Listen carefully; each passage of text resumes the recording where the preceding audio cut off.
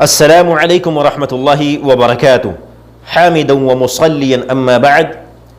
ناظرین کرام، امام بخاری رحمہ اللہ نے کتاب العلم کے اندر ایک باب باندھا ہے، باب فضل العلم قول اللہ عز وجل یرفع اللہ الذین آمنوا منکم والذین اوتوا العلم درجات واللہ بما تعملون خبیر.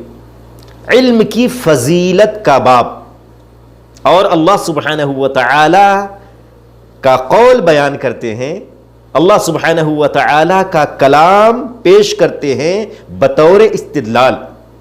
کیا؟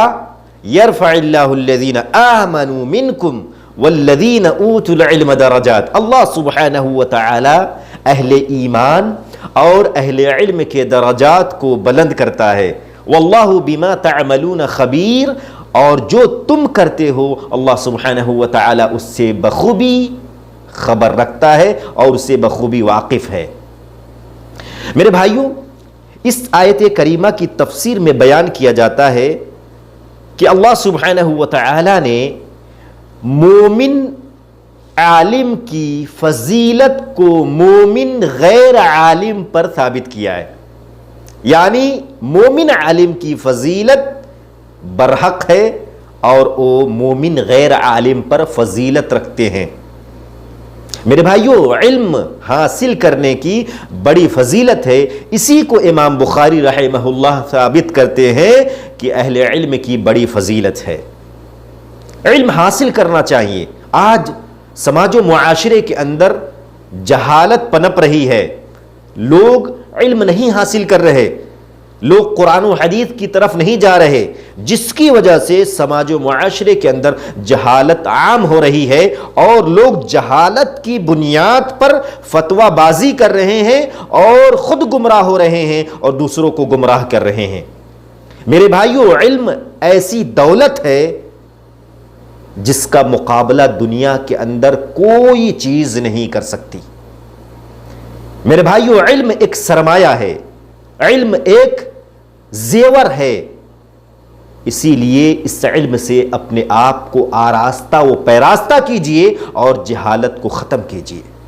جہالت ایک بیماری ہے، اس بیماری کو آپ علم حاصل کر کے آپ ختم کر سکتے ہیں.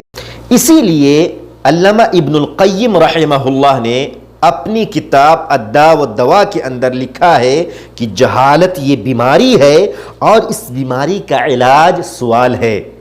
اور سوال اہرے گہرے سے نہیں کرنا ہے، بلکہ اہل علم سے کرنا ہے جو علمی طور پر گہرائی اور گہرائی رکھتے ہیں، ان کا تخصص ہے.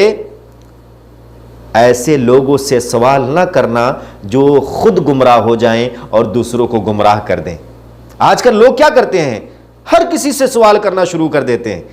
ہر کسی سے سوال نہیں کرنا ہے، بلکہ انہی لوگوں سے سوال کرنا ہے جو اہل علم واقعتاً حقیقتاً کتاب و سنت کی گہرائی اور گہرائی رکھتے ہیں، اور ان کے پاس اللہ سبحانہ وتعالی نے اچھا خاصا علم دیا ہوا ہے. اللہ سبحانہ وتعالی ہم سب کو اہل علم سے استفادہ کرنے کی توفیق عطا فرمائے. آمین. وصلی اللہ علی نبینا محمد وعلی آلہ واصحابہ اجمعین. والسلام علیکم ورحمۃ اللہ وبرکاتہ.